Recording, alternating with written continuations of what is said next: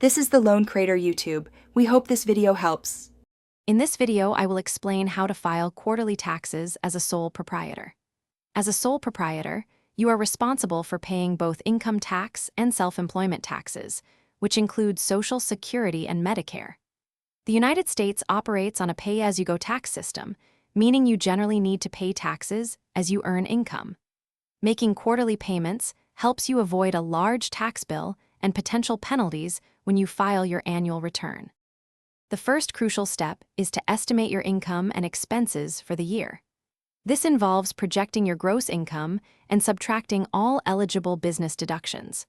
Think about your expected revenue and common expenses like office supplies, mileage, or home office costs.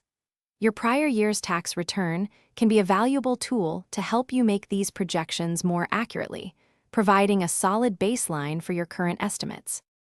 Once you have your estimated net income, you can calculate your total estimated tax liability.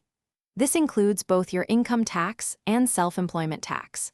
The self-employment tax rate is 15.3%, covering 12.4% for Social Security and 2.9% for Medicare, applied to 92.35% of your net earnings.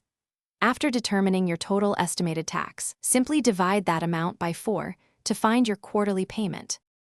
To make your payments, you'll use IRS Form 1040-S, which includes worksheets to help you. You have several convenient payment options, including paying online via IRS Direct Pay or the Electronic Federal Tax Payment System, also known as EFTPS.